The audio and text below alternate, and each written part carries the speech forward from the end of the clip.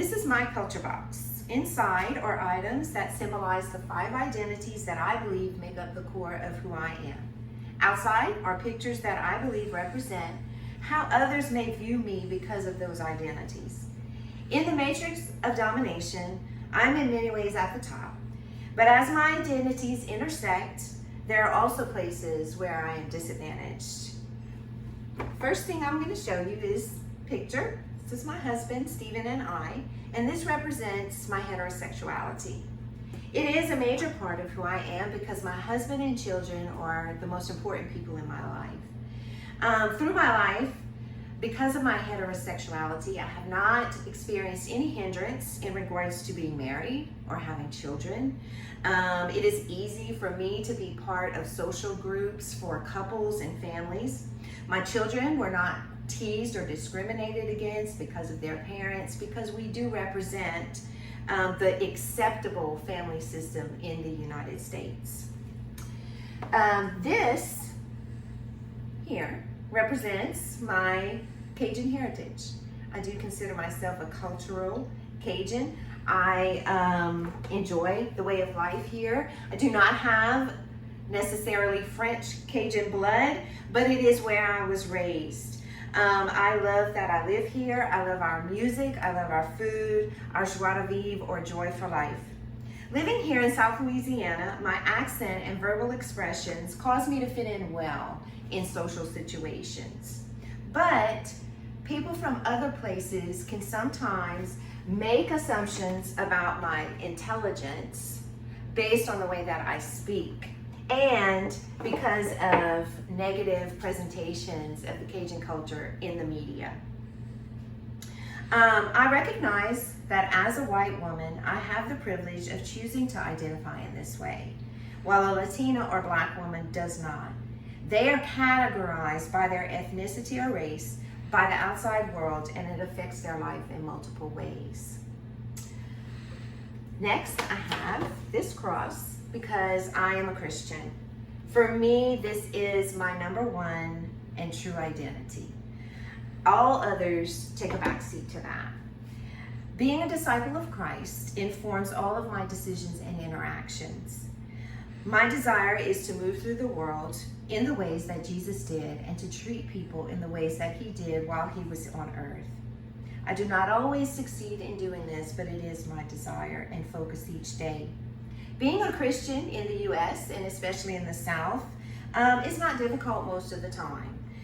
But because of some of the beliefs I have and because of some of the louder Christian voices in the country, people may think of me as small-minded or even bigoted.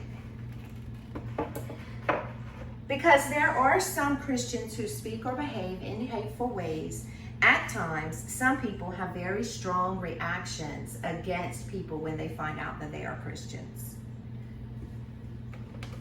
The next thing I have here is this symbol, and this symbolizes that I am a woman.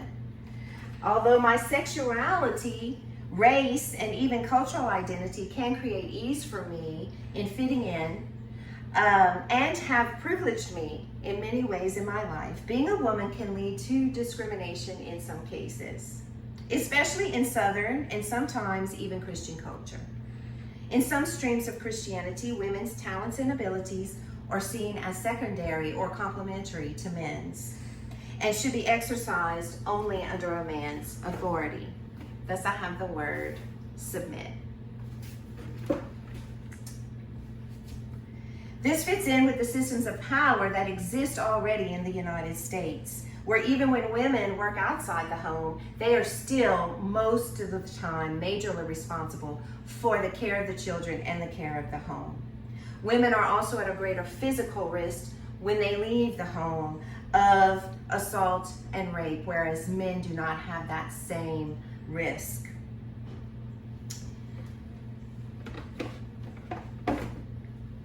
This is an hourglass. I am 56 years old. Until I went back to school this semester, my age never really entered my mind. I'm thankful for the years that I've lived. But with all of the rapid technological and workplace changes in the last decade or so, I do feel somewhat outdated. There's my cassette tape. Also, unlike some other cultures, our culture worships and elevates youth. And once people get to a certain age, I think people want them to retire, take a trip, and make way for the young people. This did give me pause.